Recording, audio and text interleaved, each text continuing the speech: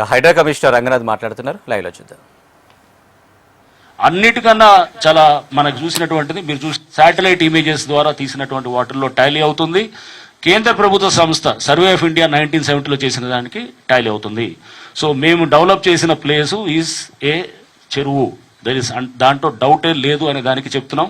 ఆ చెరువు కూడా ఏదో అతను నేను వ్యవసాయం చేశానంటే కనుక నువ్వు అతను నింపి చేసి ఉండొచ్చు. ఎవడైనా చాలా మంది చేస్తున్నారు ఇప్పుడు చెరువుల్లో వ్యవసాయాలు. నీళ్ళు లేనప్పుడు ఎవడైనా చేయొచ్చు, నీళ్ళు లేకపోతే ఎవడైనా. ఇప్పుడు నీళ్లు అక్కడ నీళ్లు ఉన్నాయి అండ్ నీళ్లు దానికి క్లియర్గా హైడ్రాలిక్ క్యారెక్టరిస్టిక్స్ కూడా. ఇప్పుడు మనం ఆ బండ్ ఉన్నది, మేము ఏదైతే కనుక ఆర్చ్ అది కట్టామో దట్ ఈస్ బండ్. అది అగైన్ ఆ బండ్ అనమాట, కట్ట.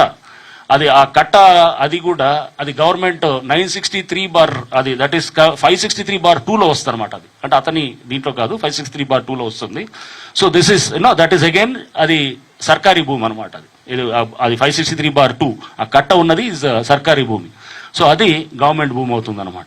సో ఇది మేము అంటే చెప్పదలుచుకుంది ఏంటంటే అక్కడ చెరువు ఉన్నది, అదే లొకేషన్లో ఉన్నది, అంతే తప్ప కానీ అది ఆయన భూమి మేము మార్చాము అనే దాంట్లో అది అంతా కూడా అది దాంట్లో ఎటువంటి నిజం లేదని దానికి చెప్తూ, సో విత్ ఎవిడెన్స్ అంతా కూడా మీకు చూపిస్తున్నాం. ఇది కామన్ ఎవడైనా కానీ కూడా విత్ ఏ కామన్ మామూలు ఒక common man with a normal ఎక్కువ ఇది లేకుండా ఈజీగా అర్థం చేసుకోవడానికి మేము చూపించినటువంటి ఎవిడెన్స్ అనమాట ఇది. Okay, so this is regarding ఈ బతుకమ్మ కుంట దీని గురించి కూడా ఇది చెప్తున్నాం. అండ్ నెక్స్ట్ ఓకే, దీన్ని ఏదైనా కానీ కూడా కోర్టు మమ్మల్ని పారా 6970 ప్రకారం ఏదైతే ఇచ్చిన ఉత్తర్వులు ఉన్నాయో దాన్ని ఖచ్చితంగా మేము, ఎందుకంటే అది కోర్టు మాకు అమితమైన గౌరవం ఉన్నది. సో వారు సిఎంఏలో మా కేసు చాలా స్ట్రాంగ్ ఉన్నదని చెప్పి మేము ప్రజెంట్ చేస్తున్నాము. సో మా కేసుకు మాకు కావాల్సినటువంటి అన్నీ కూడా ఆధారాలు మేము కోర్టు ముందు పెట్టి తప్పకుండా కోర్టు అది మా ఆధారాలన్నింటినీ పరిశీలించి మాకు తప్పకుండా మాకు ఫేవరబుల్ ఉంటుందని మేము ఆశిస్తున్నాం. సో ఈ ఆధారాలన్నింటినీ కూడా మేము పెట్టడం జరుగుతుంది అనమాట. So this is what I thought regarding Bathukamma. Other issues కూడా మీరు చూస్తున్నారు. ఇప్పుడు మనం ఏదైతే గనక అంటే హైడ్రా మీద జనరల్గా చెప్పేది ఏంటంటే ఇది పేదల మీద వెళ్తుంటుంది, పెద్దోళ్ళను వదిలేస్తుంటారు అని చెప్పేసి జనరల్గా ప్రతి వాళ్ళు చెప్తున్నటువంటి ఒక జనరల్ నరేటివ్ బిల్డింగ్లో ఒకటి అయిందనమాట. సో మీకు మేము చెప్పాము ఏది ముస్కిన్ చెరువు అని చెప్పి ఈ మధ్య మీరు చూశారు. ముస్కిన్ చెరువు is in the heart of నార్సింగిలో ఉంది. అక్కడ కూడా మేము ల్యాండ్ అదంతా కూడా అది చెరువు ల్యాండ్ ఎఫ్టిఎల్ మార్క్ చేసిన దాంట్లో ఎవరైతే కొంతమంది ఈ ఇల్లులో షెడ్లో అంటే గుడిసెలు వేశారో వాళ్ళందరూ కూడా హైడ్రా టీం వెళ్ళి ముందుగానే వాళ్ళకి హెచ్చరించడం జరిగిందనమాట. చేసి సఫిషియెంట్ టైము మీకు 10 రోజులు ఇస్తున్నాము అది ఖాళీ, ఎందుకంటే అది ఎఫ్టిఎల్ ల్యాండ్లో మీరు ఇది చేయకూడదు. అండ్ అట్లానే మీకు సున్నం చెరువును లేకపోతే మనకి ఏది ఇంకా ఇతర చెరువుల్లో కూడా ఎక్కడన్నా ఇల్లులు ఎక్కడన్నా టెంపరీ హౌసెస్ వాళ్ళు కట్టుకున్న వాటిని కూడా హైడ్రా తొలగించి ఉంటే గనక అంటే ఆ ఇల్లులు హైడ్రా అంటే అది ఎప్పుడో పాత ఇల్లులు అంటే ఎప్పుడో ఎవడొచ్చి 4 రోజుల క్రితం ఏదో షెడ్ వేస్తే వాడికేమీ రాదనమాట. బట్ అట్లాంటిది హైడ్రా ఒకవేళ కనుక అది 5 ఏళ్ల నుంచో 6 ఏళ్ల నుంచో లేదా 10 years నుంచో ఉన్నట్టు వాళ్ళు టెంపరీ హట్స్ అంటే హట్స్ ఉన్నా కానీ చెరువు మధ్యలో ఉంటే కూడా వాటిలందరూ కూడా నిన్న సున్నం చెరువు వాళ్ళతోటి బాధితులతో కూడా మీటింగ్ పెట్టాము. వాళ్ళు దాదాపు మొత్తం 35 దాకా వాళ్ళందరూ కూడా వచ్చారు. వాళ్ళందరికీ కూడా ప్రభుత్వ ఆదేశాల ప్రకారం అట్లానే ముఖ్యమంత్రి గారి ఆదేశాల ప్రకారం వాళ్ళందరికీ కూడా 2 bedroom హౌసెస్ కూడా ఇవ్వడానికి మేమంతా కూడా ఆ ప్రాసెస్ కూడా స్టార్ట్ చేస్తున్నాం.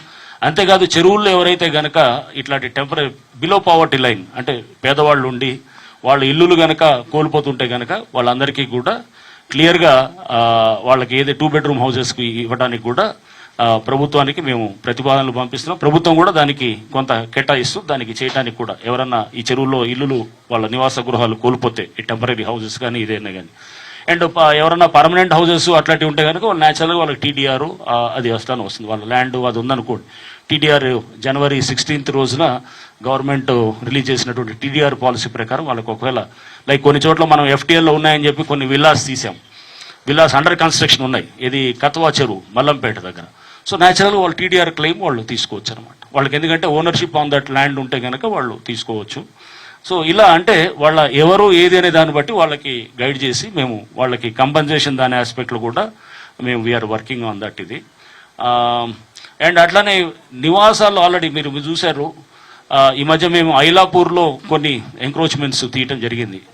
తీసినప్పుడు అక్కడ ఐలాపూర్లో పెద్ద ఎత్తున కూడా గవర్నమెంట్ ల్యాండ్ కబ్జా అవుతుంటే కూడా మనం April around second week April 11th ఆ టైం అనుకుంటా 11th 12th ఆ టైంలో we have done a major drive అక్కడ చేసినప్పుడు అప్పటికే నివాస గృహాలుగా వచ్చి ఇది వాళ్ళందరూ కూడా చాలా మంది పేదవాళ్ళు వచ్చి కలిశారు మాకు. వాళ్ళంతా పాపం ఎక్కడెక్కడి నుంచో వచ్చి లేకపోతే ఆటో డ్రైవర్లు లేకపోతే చిన్న ఏది ఇళ్లలో పనిచేసే మెయిడ్ సర్వెంట్స్ ఇట్లాంటి వాళ్ళు అందరూ వచ్చినారు. వాళ్ళని మోసం చేసి వీళ్ళందరూ నోటరీ చేసి ఇదంతా వాళ్ళకి అమ్మి వాళ్ళకి చేసింటే అట్లాంటి ఇళ్ళకు కూడా మేము వెళ్ళకుండా అట్లాంటి దాదాపు మోర్ దెన్ 1500 పైన ఇల్లులు వాటిని మేము ఎక్కడ కూడా వాటిని డిస్టర్బ్ చేయకుండా అది కాకుండా తక్కిన ప్రాంతాన్ని మేము ఫెన్స్ చేసాం జరిగింది. దాదాపు మోర్ దెన్ 900 acres పైన కూడా మనం చేయటం జరిగింది. ఇప్పటిదాకా హైడ్రా టోటల్గా మీరు చూస్తే కనుక ఆల్మోస్ట్ మనం రీక్లెయిమ్ చేసిన అటువంటి ల్యాండ్ వచ్చేసి 2093 acres. So which is almost equalling to మీరు యావరేజ్ని మీరు చూస్తే కనుక అంటే ఇది అప్రాక్సిమేట్గా ల్యాండ్ వాల్యూ వేస్తే 40 ఎకరాలు 40 కోట్లు వేసుకున్న సిటీలో కొన్ని ఇంపార్టెంట్ ప్లేసెస్లో ఆర్ 30 కోట్లు వేసినా మీరు దాన్ని బట్టి చేసుకోవచ్చు. Approximately it is coming to around 80,000 crores దాకా వస్తుందన్నమాట. సో ఇది అంటే కొన్ని చోట్ల చాలా కాస్ట్లీ ఉన్నాయి, లైక్ మాదాపూర్ ఆ ఏరియాలు ఉన్నాయి. కొన్ని చోట్ల ఇప్పుడు అమీన్పూర్ లాంటి ప్లేసెస్లో 10-15 కోట్లలో ఎకరా వచ్చే ఉంటుంది. సో బై అండ్ లార్జ్ యావరేజ్గా చూస్తే కనుక మీకు this is how it is working అనమాట. 80,000 crores అప్రాక్సిమేట్గా మన చేసినటువంటి ఇది వస్తున్నది. సో దీంట్లో మెయిన్గా లేక్స్ వచ్చేసి 300 acres దాకా ఉంది, 296 acres to be specific, 296. Nallahs వచ్చేసి 24 acres ఉన్నాయి. గవర్నమెంట్ ల్యాండ్ అరౌండ్ 1600 ఎకరాలు ఉంది. పార్క్స్ 93 acres, రోడ్స్ అండ్ ఇతర ఫుట్పాత్లు అయితే కనుక దాదాపు 50 ఎకరాలు ఉన్నాయి. Public open spaces around 23 acres. అంతా కలిపి 2100 అప్రాక్సిమేట్గా ఉన్నటువంటి ఇదన్నట్టు. Okay. And HYDRAA has registered about 90 FIRs ఇప్పటిదాకా. వేరే ఇతర అన్ని చోట్ల కూడా ఇది పోలీస్ స్టేషన్స్లో కూడా కంప్లైంట్ ఇచ్చాము. ఎక్కువ డంపింగ్ ఆఫ్ డెబ్రీ లేకపోతే చెరువుల్లో కబ్జాలు చేసిన దాని గురించి కూడా వాటి మీద ఇచ్చాము. సో హైడ్రా పోలీస్ స్టేషన్ కూడా అది కూడా ఇప్పుడు అవుతుంది, ఇంకా ఫైనల్ స్టేజెస్కి వచ్చింది. దాంట్లో ఏంటంటే ఆ పవర్స్ డెలిగేషన్ దాని మీద కూడా ఇది జరుగుతుంది. And so these are the issues. And okay, so I think even Fatima college issue కూడా మీరు అడుగుతారు ఎట్లానో న్యాచురల్గా. సో దాని గురించి కూడా నేను, ఎందుకంటే అది ఆల్రెడీ హైకోర్టు పరిధిలో మీరు చూశారు. హైకోర్టు దాన్ని డే టు డే కూడా వాళ్ళు ఇస్తూ కూడా దానికి డేట్స్ ఇస్తూ దాన్ని మానిటర్ చేస్తూ ఉన్నారు. సో హైకోర్టు పరిధిలో ఉంది. హైకోర్టు హాస్ డైరెక్టెడ్ అస్ ఏమని ఇచ్చారంటే వాళ్ళు irrigation and revenue departments direct చేసింది. డైరెక్ట్ చేసి హైకోర్టు డైరెక్షన్స్ తోటి ఇప్పుడు సర్వే చేయాలి, జాయింట్ సర్వే.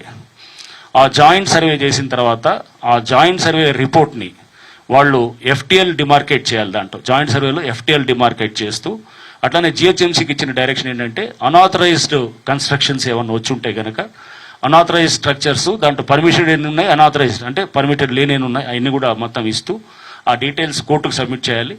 ఏదైతే కనుక ఈ జాయింట్ సర్వే రిపోర్ట్ మీద FTLని డిమార్కేట్ చేసి వాళ్ళు అది ఇస్తే కనుక HMDAకి ఇస్తారు. HMDA నుంచి మాకు ఫార్వర్డ్ అయ్యి యాజ్ ఇట్ ఈస్ ఏదైతే కనుక మాకు ఇరిగేషన్ రెవెన్యూ వాళ్ళు ఇచ్చిన రిపోర్ట్ ఉందో అది మేము లేక్ ప్రొటెక్షన్ కమిటీగా మేము పబ్లిష్ చేస్తాం, నోటిఫికేషన్గా చేస్తాం అనమాట. వాళ్ళు వచ్చిన దాన్ని హైకోర్టు డైరెక్షన్లో జరిగినటువంటి ఆ సర్వే రిపోర్ట్ని యాజ్ ఇట్ ఈస్గా మేము పబ్లిష్ చేస్తాము. అండ్ ఆ తర్వాత అది కోర్టు పరిధిలో ఉన్న అంశం కాబట్టి కోర్టు డైరెక్షన్ బట్టి తదుపరి మా యాక్షన్ కూడా అంత as per the directions of the high court, honourable high court దీంతో జరుగుతుంది. And these are the issues. And so any other these things are any other issues ఏమైనా ఉంటే కూడా మీరు ప్లీజ్.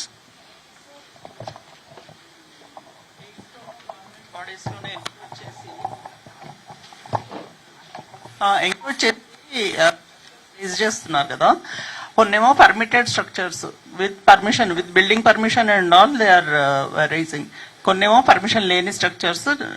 ఎలా చూసినా సరే though the concern civic officials they are responsible for it. Permission లేకపోయినా they allowed it to come out. Permission ఉన్నా సరే they are not suppose to give that permission. వాళ్ళ మీద ఎలాంటి యాక్షన్ లేదా?